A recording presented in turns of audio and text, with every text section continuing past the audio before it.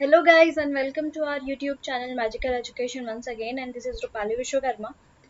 हमारा आज का जो लेक्चर है इसमें हम पढ़ेंगे अपठित अनुच्छेद। इसमें आपका अपठित गद्यांश और साथ ही साथ अपठित पद्यांश दोनों आएगा, तो दोनों चीज़ें हम पढ़ेंगे।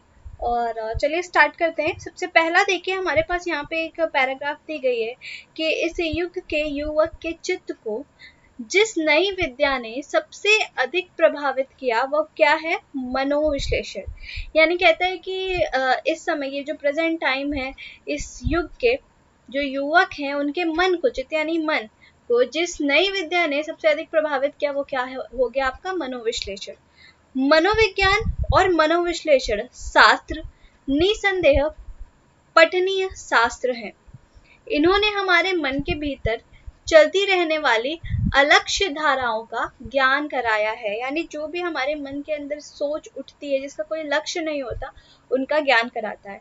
परंतु यह बात ध्यान में रखनी चाहिए कि साँच मिले तो साँच है, न मिले को झूठ वाली बात होती है। मनोविश्लेषण शास्त्र मनुष्यों की उद्भासित प्रकार निधियों का एक अंकिचन अंश मात्र है। जीवन शास्त्र और पदार्थ विज्ञान के क्षेत्र में हमें जो नवीन तथ्य मालूम हुए हैं, उसके साथ इस शास्त्र के अनुसंधानों का सामंजस्य स्थापित नहीं किया जा सकता। फिर भी इतना तो निश्चित है कि मानव विश्लेषण के आचार्यों के प्रचारित तत्ववाद में से कुछ विचार इन दिनों वायुमंडल में व्याप्त हैं।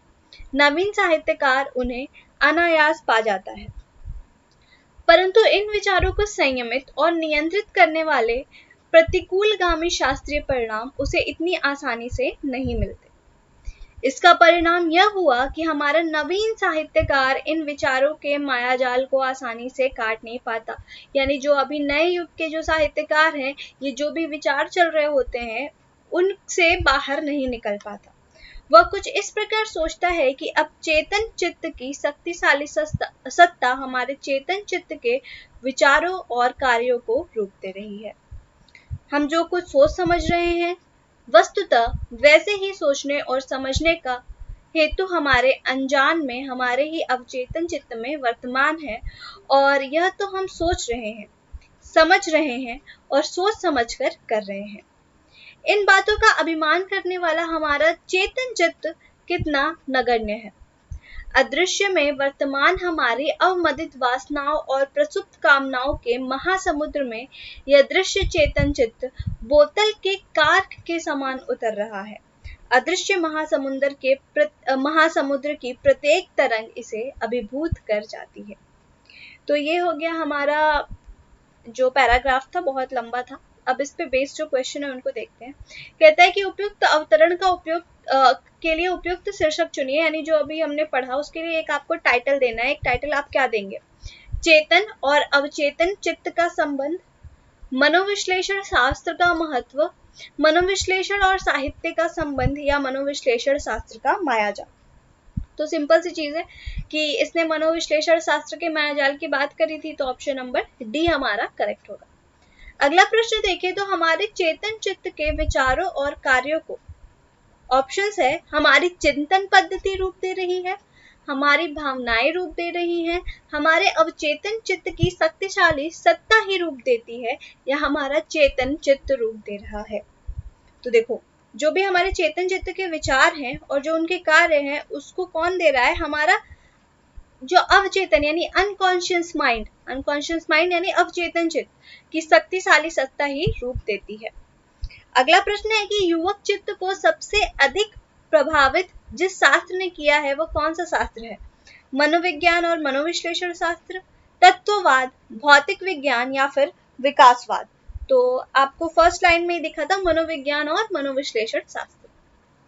अगला प्रश्न कहता है कि वह दृश्य चेतन चित्त, ऑप्शंस देखो, इसके आगे कौन सा ऑप्शन करेक्ट है वो बताना है। अवदमित और प्रसुप्त कामनाओं के महासमुद्र में बोतल के समान उतर रहा है, अवचेतन के महासमुद्र से प्रेरणा ग्रहण करता रहता है, अवचेतन की रद्दी की टोकरी में पड़ा रहता है, अवदमित और प्रसुप्त कामनाओं के महासमुद्र से संयोग करने को प्रयत्नशील रहता है। तो देखो, अवदमित और प्रसुप्त कामनाओं के जो महासमुद्र है उसमें बोतल के कार्क के समान उतर रहा है। नीचे लिखे वाक्यों में से किसमें विराम चिन्हों का सही प्रयोग हुआ है? आपको बताना है कि इनमें से कौन सा सही तरीके से लिखा गया है, यानी उसका जो पंक्चुएशन है वो करेक्ट हो, विराम चिन्ह सही जगह पे लगे हों। देखो, हाँ मैं सच कहता हूँ बाबूजी, माँ बीमार है इसीलिए मैं नहीं गया। ये तो गलती है, इसमें माँ बीमार है, बाबूजी के बाद फिर खड़ी पाई इसलिए मैं नहीं गया, तो ठीक है। मतलब ये ए तो नहीं होगा, ए हमने पहले ही काट दिया। हाँ मैं सच कहता हूँ, हूँ के बाद यहाँ पे लगा दिया, यहाँ पे होना नहीं चाहिए था क्योंकि बात यहाँ खत्म नहीं हुई है, बात अभी आगे है। बाबूजी माँ बीमार है इसीलिए मैं नहीं गया, तो ये भी गलत हो जाएगा। हाँ, अच्छा देखो, हाँ के बाद एक हल्का सा स्टॉप है, हाँ, तो वहां पे आपको कॉमा लगाना है, यानी यहाँ कॉमा है, इन दोनों में कॉमा नहीं था, इसमें भी नहीं है, यानी आपका ऑप्शन नंबर सी क्या हो गया? करेक्ट ऑप्शन हो गया। आगे चलते हैं, अगला जो है क्वेश्चन, ये अगला पैराग्राफ है, इस पे बेस्ड आगे के क्वेश्चंस आएंगे तो हमें उन्हें सॉल्व करना है। कहता है कि पर्यावरण का अर्थ है हमारे आसपास का वातावरण। पर्यावरण के बारे में बताया गया है कि जो हमारे आसपास जहाँ पे हम रह रहे हैं उसके वातावरण को, आसपास के वातावरण को हम क्या कहते हैं? पर्यावरण कहते हैं। पर्यावरण में सभी सजीव तथा निर्जीव अवयवों के आदान प्रदान द्वारा एक साम्यावस्था बनी रहती है, यानी पर्यावरण में आपके सभी सजीव वस्तुएं और निर्जीव वस्तुओं के बीच में एक साम्यावस्था बनी हुई है, जिससे जीव जंतु तथा पौधे संतुलित विकास करते हैं। परंतु किसी भी कारणवश यदि पर्यावरण का एक घटक या अवयव कम या अधिक हो जाए, कोई भी अन्य पदार्थ कम या अधिक मात्रा में प्रवेश कर जाए, तो पर्यावरण असंतुलित या दूषित हो जाता है। लेकिन अगर हमारा जो पर्यावरण है, जो इसमें साम्य अवस्था बनी हुई है, इसमें से कोई भी एक चीज ज्यादा हो जाए या कम हो जाए या कोई अन्य चीज इसमें एंटर कर जाए, तो उसकी वजह से जो हमारा पर्यावरण है वो अपना बैलेंस खो देता है, यानी अपना संतुलन खो देता है, और इसी वजह से वो क्या होने लगता है? दूषित होने लगता है, यानी उसमें वो पॉल्यूटेड होने लगता है, पॉल्यूशन आने लगता है। इसे क्या कहते हैं? पर्यावरण प्रदूषण कहते हैं। देखिए, इतना छोटा सा था ये, पूछता है कि इसका शीर्षक क्या होगा? पर्यावरण प्रदूषण, आसपास का वातावरण, संतुलित विकास या फिर सजीव निर्जीव अवयव। तो पर्यावरण प्रदूषण के बारे में बताया जा रहा था, यानी ऑप्शन नंबर ए पर्यावरण प्रदूषण इसका उपयुक्त शीर्षक होगा। अगला कहता है निर्जीव का अर्थ क्या है? निर्जीव का अर्थ बताना है। निर्जीव आपके पैराग्राफ में आया था, तो इसी का अर्थ पूछ रहा है। नीर वाला जीव, यानी नीर यानी पानी, पानी वाला जीव, जीवन रहित, निकट का जीव या फिर जीवित। निर्जीव का मतलब होता है जीवन रहित, जो जिसमें जीवन ना हो उसे निर्जीव कहते हैं। पर्यावरण के किसी घटक के कम या अधिक होने से क्या होता है? पर्यावरण में कोई घटक, कोई कंपोनेंट कम हो गया या ज्यादा हो गया तो क्या होगा? विनाश हो जाएगा, खतरा है, पर्यावरण प्रदूषण होगा या रोगों का फैलाव होगा। तो जब भी पर्यावरण में कोई घटक कम या ज्यादा होता है तो उससे क्या होता है? पर्यावरण प्रदूषण। चलो, अब नेक्स्ट आता है कविता। तो कविता को पढ़कर आपको वही प्रश्न के सही विकल्प चुनने हैं। हरा भरा हो जीवन अपना, स्वस्थ रहे संसार, नदियां पर्वत हवा पेड़ से आती है बहार, बचपन कोमल तनमन लेकर आए अनुपम जीवन लेकर, जग से तुम और तुमसे है ये प्यारा संसार। हरा भरा हो जीवन अपना, स्वस्थ रहे संसार, वृंद लताएं पौधे डाली चारों ओर भरे हरियाली, मन में जगे उमंग यही है सृष्टि का उपहार। हरा भरा हो जीवन अपना, स्वस्थ रहे संसार, मुश्किल से मिलता है जीवन हम सब इसे बनाए चंदन, पर्यावरण सुरक्षित न हो तो है सब बेकार, हरा भरा हो जीवन अपना, स्वस्थ रहे संसार।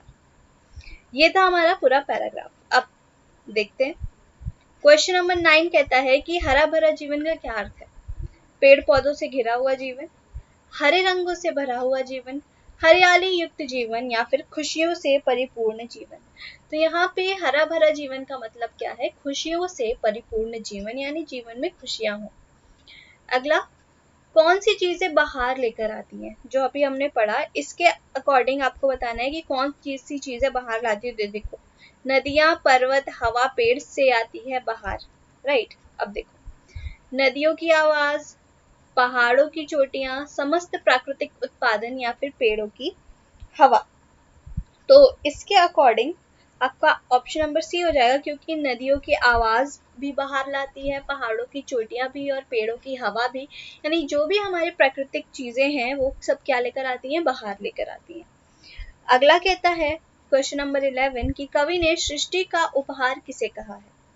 वृंदलताएं, हरा भरा जीवन, प्राकृतिक सुंदरता और उससे उत्पन्न होने वाली खुशी, या पौधे व डालियां। तो कवि ने सृष्टि का उपहार कहा है प्राकृतिक सुंदरता को और उससे उत्पन्न जो हमें उससे खुशी मिलती है उसे। अगला क्वेश्चन है 12, कवि यह संदेश देना चाहता है कि, यानी आपको इस कविता के थ्रू कवि क्या संदेश देना चाहता है? जीवन में सब बेकार है, पर्यावरण संरक्षण से ही जीवन संभव है, प्रकृति में पेड़ पौधे, नदियां, पर्वत शामिल हैं, या फिर चंदन के पेड़ लगाने चाहिए। तो आपको उससे क्या सीख मिली? आपको उससे सीख मिली कि जब भी हम पर्यावरण का संरक्षण करेंगे तभी हमारा जीवन संभव हो पाएगा। क्वेश्चन नंबर 13 देखते हैं, जग से तुम और तुमसे है ये प्यारा संसार। इस पंक्ति के माध्यम से कवि क्या कहना चाहता है? देखो, व्यक्ति और संसार दोनों का अस्तित्व एक दूसरे पर निर्भर करता है। संसार चलाने के लिए व्यक्तियों की आवश्यकता होती है। व्यक्ति का अस्तित्व संसार से स्वतंत्र है, यानी व्यक्ति का अस्तित्व और संसार दोनों अलग अलग चीजें हैं। संसार का अस्तित्व व्यक्तियों से स्वतंत्र है, यानी संसार के अस्तित्व को व्यक्तियों से कोई लेना देना नहीं है। तो देखो, पहला सही होगा कि व्यक्ति और संसार दोनों का अस्तित्व जो है वो एक दूसरे पर निर्भर करता है। क्वेश्चन नंबर 14 कहता है कि अनुपम से आपका क्या अभिप्राय है, यानी अनुपम से आप क्या समझते हैं? सुखद, आनंदमय, मनोहारी, या जिसकी उपमा न दी जा सके। तो ऑप्शन नंबर डी, जिसकी उपमा न दी जा सके। अगला फिर से एक कविता है, इसे पढ़ना है, इस पे बेस्ड क्वेश्चन के आंसर करना है। नदी के उस पार जाने को मेरा बहुत मन करता है माँ, वहां कतार में बंधी हैं नावें बांस की खूंटियों से, उसी रास्ते दूर दूर जाते हैं हल जोतने किसान, कंधों पर हल रखे, रंभाते हुए गाय बैल तैर कर जाते हैं उस पार, घास चरने शाम को जब वे लौटते हैं घर, ऊंची ऊंची घास में छिपकर हुक्के हो करते हैं सियार, माँ तू बुरा न माने तो बड़ा होकर मैं नाव खेने वाला एक नाविक बनूंगा। तो ये रहा हमारा पूरा कविता। अब इस पे बेस्ड क्वेश्चंस हैं जिसको कि हमने सॉल्व करना है। क्वेश्चन नंबर 15 क्या कहता है कि इस कविता में कौन किसे संबोधित कर रहा है? तो लेखक नाविक की माँ को कर रहा है, या कोई किसी को भी संबोधित ही नहीं कर रहा है, या लेखक अपनी माँ को कर रहा है, या लेखक के रूप में एक बच्चा माँ को संबोधित कर रहा है। तो देखो, इस कविता के अकॉर्डिंग जो लेखक है उसके रूप में एक बच्चा अपनी माँ को संबोधित कर रहा है। अगला क्वेश्चन नंबर 16, लेखक नाविक क्यों बनना चाहता है? आपने पढ़ा, यहाँ पे लिखा था बड़ा होकर मैं नाव खेने वाला एक नाविक बनूंगा। तो वही पूछ रहा है कि लेखक नाविक क्यों बनना चाहता है? यह नदी की यात्रा का मजा लेना चाहता है, वह नाव चलाने संबंधी अपने शौक को पूरा करना चाहता है, वह नदी पार के सौंदर्य का आनंद उठाना चाहता है, या फिर वह हल चलाना चाहता है। तो देखो, वो क्या करना चाहता है? वो नदी के पार जो सौंदर्य है उसका आनंद उठाना चाहता है। अगला, नावों को बांसों की खूंटियों से क्यों बांधा गया होगा? जो नाव है इसमें लिखा था ना कि बांस की खूंटियों से बंधे होते हैं, बंधी है नावें बांस की खूंटियों से। तो कह रहा है कि क्यों? कहीं लहरें नाव को बहा कर ना ले जाएं। बांसों की खूंटियां पानी में तैरती रहती हैं ताकि कोई दूसरा व्यक्ति नाव ना ले जाए, या नाविक ऐसा ही करते हैं, रीजन कोई भी हो। तो देखो, जो लहरें हैं वो नाव को बहाकर कहीं और न ले जाएं, इसलिए बांस की खूंटियों से नाव को बांध दिया जाता है। क्वेश्चन नंबर 18 क्या कहता है कि माँ तू बुरा ना माने तो, यह पंक्ति किस और संदेश संकेत करती है? लेखक माँ की इच्छा के अनुसार कार्य करना चाहता है, माँ को बुरा लग गया है, लेखक माँ के संवेगों का ध्यान रखता है, या लेखक जानता है कि उसकी माँ उसे नाविक नहीं बनने देगी। तो देखो, लेखक जो है वो अपनी माँ की इच्छा के अनुसार कार्य करना चाहता है। अगर उसकी माँ चाहती है तो वो नाविक बनेगा और नाव खेएगा। अगला है क्वेश्चन नंबर 19, कविता में उपरुक्त शब्द युग्म आए हैं? दूर दूर, ऊंची ऊंची, गाय बैल, दूर दूर या ऊंची ऊंची। कौन कौन से शब्द युग जो है शब्द युग्म जो है आपके कविता में आपको देखने को मिले हैं? तो देखो, दूर दूर भी मिला है और ऊंची ऊंची भी मिला है। और देखते हैं कहाँ। दूर दूर और ऊंची ऊंची, ठीक, ये दोनों मिला है। तो दूर दूर और ऊंची ऊंची। अगला है तैर कर जाते हैं उस पार। इस पंक्ति में तैर कर शब्द को पहले रखा गया है, क्यों? क्योंकि लेखक तैरने पर बल देना चाहता है। लेखक तुक मिला रहा है, वह क्रिया शब्द है। कविता में क्रिया शब्द पहले आता है। तो देखो, इसका करेक्ट ऑप्शन होगा कि लेखक जो है वो तैरने पर बल दे रहा है कि तैर कर जाते हैं वो उस पार, तो इसलिए वो तैरने पर बल देना चाहता है। तो लेखक ने तैर कर को पहले रखा है। तो ये थे आपके कुछ 20 क्वेश्चंस और ये पूरे आपके अनसीन पैसेज यानी अपठित अनुच्छेद से थे। इसमें आपने काव्य भी पढ़े, कविता भी पढ़ी और कहानी भी पढ़ी। दोनों के दो क्वेश्चंस, दो सेट्स हमने कर लिए। अब हम मिलेंगे अपने नेक्स्ट लेक्चर में यानी कि कल, और कुछ और क्वेश्चंस की प्रैक्टिस करेंगे। तब तक के लिए आप पढ़ते रहिए। कोई भी डाउट हो तो आप मुझसे कमेंट करके पूछ सकते हैं। वीडियो पसंद आए तो लाइक ज़रूर करना और वीडियो को ज़्यादा से ज़्यादा शेयर करो ताकि ज़्यादा से ज़्यादा लोग को इसका बेनिफिट मिल सके। Thank you so much guys for watching this video. Keep watching and all the very best.